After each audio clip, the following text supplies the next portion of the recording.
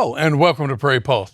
Coming up a little bit later in the show, we'll meet the 2024 North Dakota Poetry Out Loud champion, Circe Atkinson from Mandan High School. But first, joining me now is Dr. Art Malloy, the Vice President for Student Affairs at the University of North Dakota in Grand Forks. And welcome. We're glad to have you here today. Thank you very much. I'm happy to be here also. Well, you're here today to talk about Black History Month, but before we get into that, tell the folks a little bit about yourself and your background maybe. Well, I'm originally from North Carolina, a little small city called Dunn, which is about 30 minutes south of Raleigh. I have been in higher education for, more than 3 decades. I received my education in three different places. Shaw University, the oldest historically Black university in the South, and that's in Raleigh, North Carolina. A BA in film and television, and then my master's degree from Ohio State University. I didn't say the Ohio State. My master's degree was in African American history, with a focus on politics and economics. And then I went to the University of Georgia and got my doctorate in higher education management. Okay. Well, we won't even talk about Ohio State anymore. We already discussed that before we came on the air here. Tell us about your job at UND, Vice President of Student Affairs. What does that mean? What do you do? Well, I started my career teaching African American history at Shaw University. Did that for about 2.5 years, and then I pivoted and went into student affairs, and that is my passion, has been my passion for a long time. And finally made my way, after working at several different universities, finally made my way to the University of North Dakota. As Vice President for Student Affairs, I'm the Chief Student Affairs Officer, and I've been the Chief Student Affairs Officer at other institutions also. At Savannah College of Art and Design, I was there for about 12 years. And then I was at the University of North Carolina at Pembroke as the Chief Student Affairs Officer just before coming to the University of North Dakota. And what I do, I have the privilege of working with a bunch of talented men and women who love students.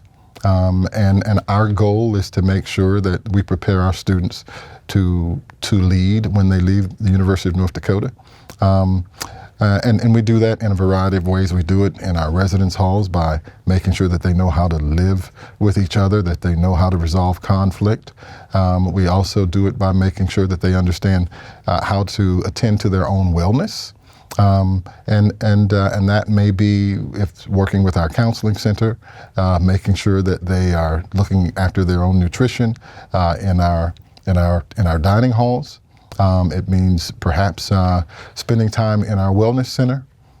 Just a variety of things that we do deliberately from the time the students meet with us for orientation until the time they walk across the stage for graduation. We just want to make sure that the process of student development begins as soon as they arrive, and that they leave us better than they were when they showed up. Okay.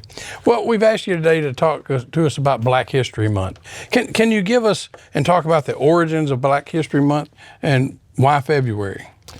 Well, Black History Month, for those who've looked into it, is a month that was put forward by Carter G. Woodson.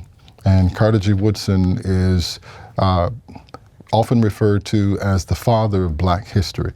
And he actually chose the month of February back in 1926. He chose the month of February to have what he was calling at the time Negro History Week.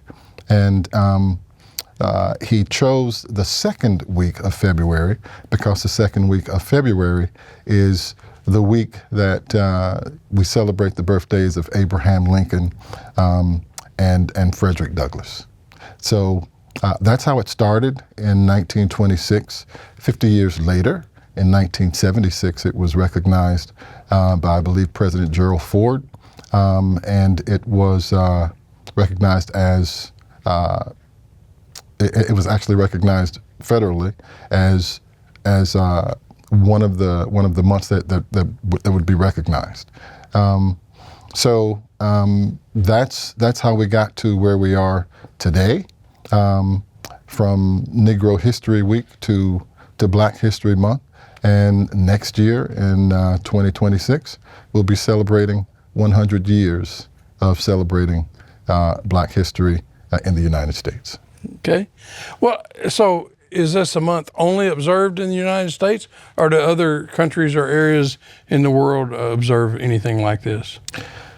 It is observed in some other places. I can tell you for sure that it is observed unofficially all over the Caribbean. It is observed unofficially in, and I was just there. Well, it'll come to you in a minute. We'll figure it out. Yeah. But it is observed in a couple of other countries. It is observed in the UK, and I think they've been observing it since the 1980s. It is also observed in Ireland, of all places. It is also observed in Canada, and it's observed unofficially again in France, because France has a large African population. Okay.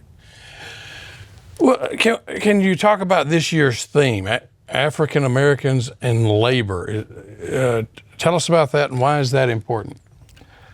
Well, it is very important, and I would say for obvious reasons. When the slaves were brought here in the Middle Passage, millions of slaves brought to the United States in the Middle Passage, there was a reason to bring them here, and that reason was because they were going to be utilized as a source of labor.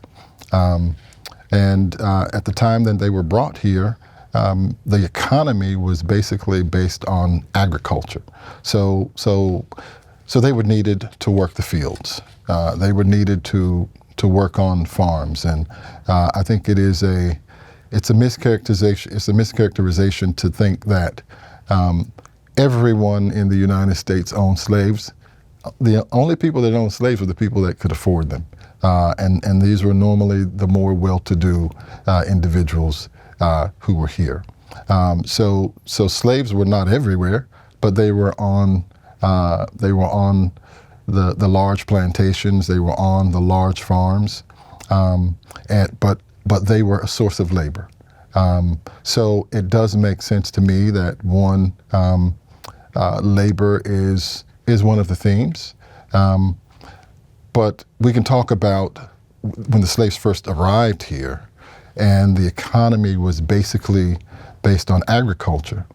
As time progressed, and we moved into things like the Industrial Revolution, and with the onset of the cotton gin, which you would think, if you had the cotton gin, and the cotton gin was mass produced, that there would be less of a need for slaves. Actually wasn't the case, because the cotton was so popular, and one of the things that was being imported back to Europe, there was a higher demand than what anybody believed was going to be the case. So they had to go and get even more slaves after the cotton gin. And then we moved right up into the Industrial Revolution, and you had slaves who were actually forced to work and to build factories. You had slaves who were there, and they were another source of labor for every aspect of the Industrial Revolution. And that I guess that's a good thing, because they were actually learning. They were learning some skills then, but that was sort of short-lived, and it was short-lived because the Industrial Revolution also brought a lot of Europeans who were looking for a better life here in what they called the New World. Yeah. Yeah. Well, can you talk some about? I guess there's some distinctions in this year's theme: free versus unfree, and skilled versus unskilled. Why are those distinctions important? Well, I think those distinctions are important because throughout the history of blacks in the country, there would be a couple of categorizations. One, free versus unfree. Free after emancipation, unfree prior to emancipation, but facing the same issues, and that is that the slaves didn't own anything. So the slaves were going to have to work for someone. They were owned, and then after the slaves were emancipated, they still ran into issues because by the time they were emancipated, we were coming right up upon the time of the Industrial Revolution. So now they were having to compete for jobs, even though they learned how to do some of these jobs when the Industrial Revolution began. Now they had to compete with immigrants who were coming over from Europe. Mm-hmm. But if you talk to most historians, what they will tell you is that America was built with a lot of the manpower from slaves. They're going to tell you that the railroads were built by slaves. I would say the railroads were built by slaves, but they were also built by a lot of the Chinese who had come over just to work on the railroads. So it's been an interesting time because after the Industrial Revolution, we went right into what we call the Great Migration, and that's when blacks were leaving the South and moving to the North, and they were looking for jobs that required skill.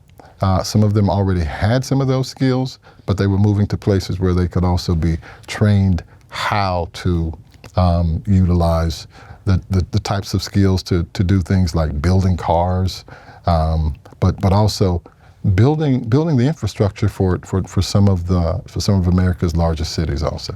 Yeah. Well, you mentioned being, of course, in North Carolina, Georgia, and Ohio State, but can you talk about the changes you've seen? Mainly, when I ask that, probably more in the Deep South in your lifetime. Well, I can tell you, when I was born, segregation was still the rule of the day. So I do remember, as I was delivering newspapers, I do remember seeing faucets that were designated for coloreds. I saw outhouses. I don't know if you know what outhouses are here, but outhouses that were also designated for coloreds. So I've seen a great deal of change since then because by the time it was time for me to go to schools, I was going to integrated schools. I think that there's been a great deal of progress in the South. And the one thing about being in the South, if a person did not like you, they told you that they didn't like you. If they didn't want you around, they told you that they didn't want you around. And I think when I was growing up, I had respect for that. If you didn't want me to be there, then I didn't want to be where I wasn't wanted. I think now, because so many of the kids went to school with each other, relationships have gotten to the point where we're used to being around each other. You don't necessarily have to like each other, but as long as you are respectful of each other, and I think what you're going to find in the South is that people are nice, and if they don't want to be bothered with you, they will let you know. Yeah. You know, is it important to teach sort of all history in schools, not just the European American point of view? Yes. Here's here's what I think about Black history. You can't talk about Black history without talking about American history. You can't talk about American history without talking about Black history. And you can't talk about the history of America without talking about all of the different groups that are represented here.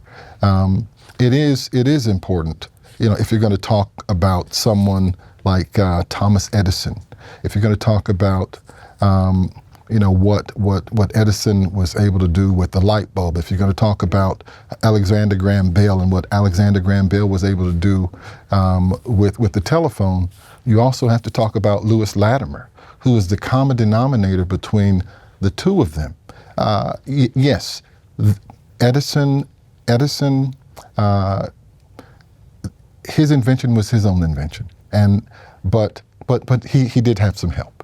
And I think as we talk about Black history, and one of the reasons why it's important for me to continue to talk about Black history is because I want to make sure that everyone gets the full story. That there have been a lot of people that have contributed to making America the great country that it is.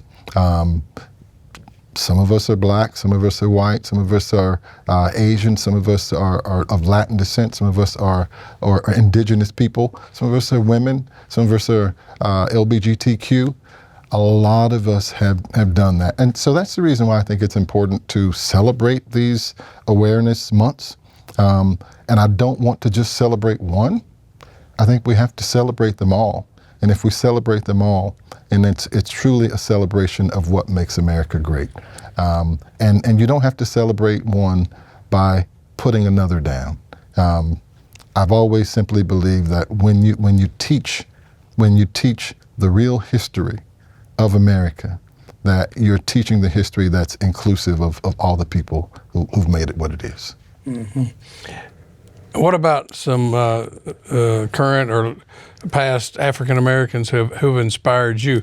You said you want to celebrate them all, but now I'm putting you on the spot to name a few or a couple. Well, I would say first, it's easy for me to start with Martin Luther King. I think that's a name that everyone's going to recognize, Martin Luther King.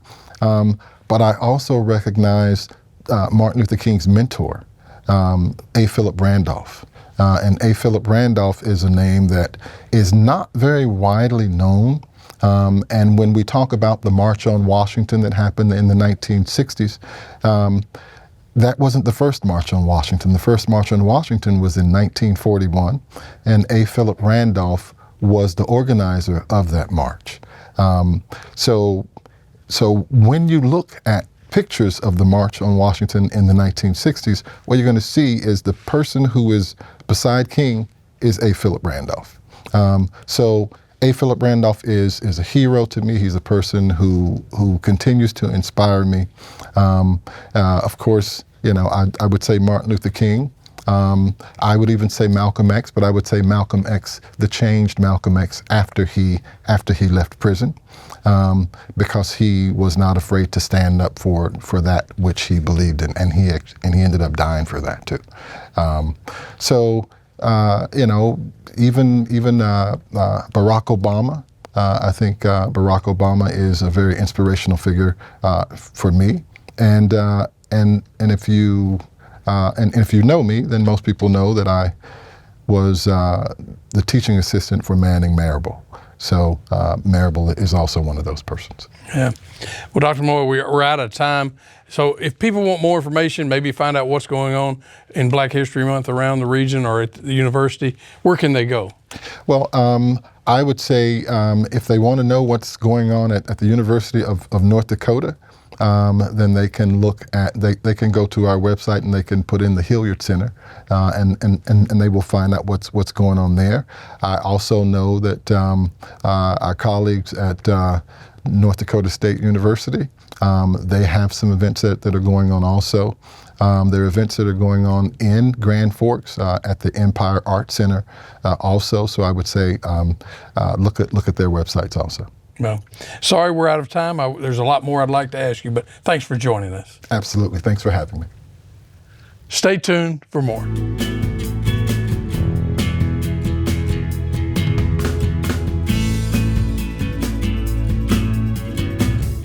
Poetry Out Loud is a high school program that encourages students to learn about poetry while they master public speaking skills and build self-confidence.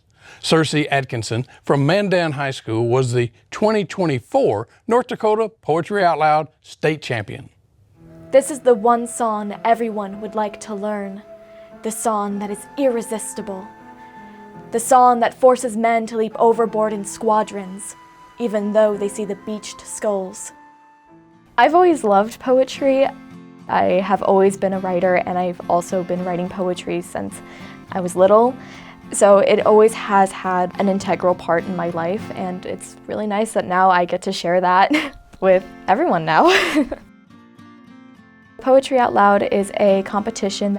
Competitors from all across the United States come together to compete in a poetry competition where you memorize 3 poems and say them in front of a crowd and try to emulate the emotions that are in the poem.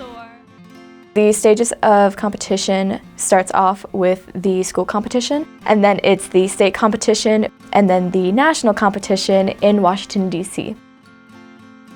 They are looking for memorization primarily, but they are also looking for tone, emotion, understanding of what the poem is trying to say, good posture, not making too much movement on the stage, and just trying to focus your energy on the poem itself rather than you as the person.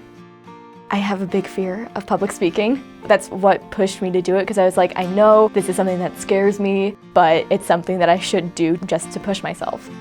A lot of that nervousness was alleviated when the competitors started conversing with each other and started congratulating each other and wishing them good luck. It was this really beautiful sense of community within the other contestants. Like the sweet apple which reddens upon the topmost bough, atop on the topmost twig, which the pluckers forgot somehow. Forget it not, nay, but got it not, for none could get it till now. I think it is very important to choose more personalized poems because it helps you kind of connect with the poem more and fuel that emotion with yourself. You're being very personal, and it helps you connect with everyone in the audience because you are being so completely and utterly honest about everything in your life. The winner of this year's North Dakota 2024 Poetry Out Loud state champion is Cersei Atkinson of Mandan High School. I was kind of shocked because the competition was fierce. Everyone performed so beautifully well and chose amazing poems that kept the audience engaged. I'm just grateful for the opportunity to do this competition at all, and also the opportunity to represent North Dakota in the national competition. I think it's definitely helped me in the aspect of public speaking, but it's also increased my confidence in advocating for myself, saying what I need. There's been a lot of self-growth in this process, and I am in fact proud of myself.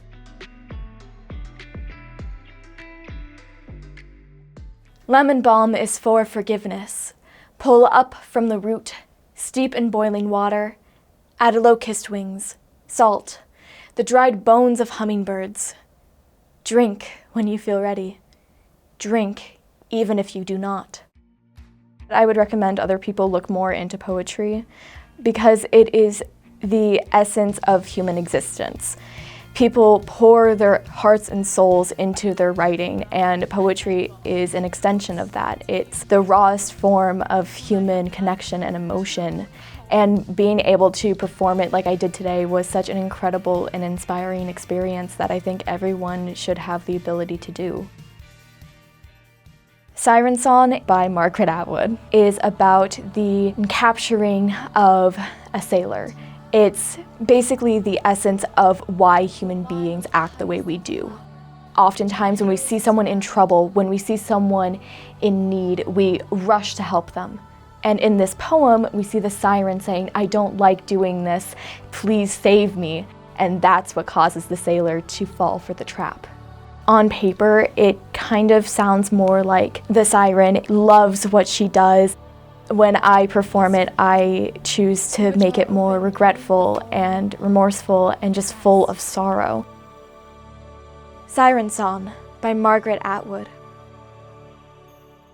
This is the one song everyone would like to learn, the song that is irresistible, the song that forces men to leap overboard in squadrons, even though they see the beached skulls, the song nobody knows, because anyone who has heard it is dead, and the others can't remember. Shall I tell you the secret? And if I do, will you get me out of this birdsuit? I don't enjoy it here, squatting on this island looking picturesque and mythical. With these two feathery maniacs, I don't enjoy singing this trio, fatal and valuable. I will tell the secret to you, only to you. Come closer. This song is a cry for help. Help me! Only you can. You are unique. At last. Alas, it is a boring song, but it works every time.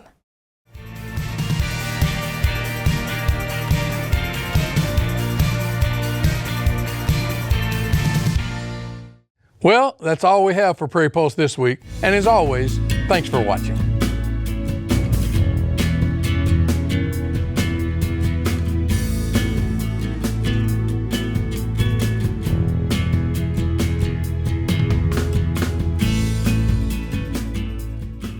Funded by the North Dakota Council on the Arts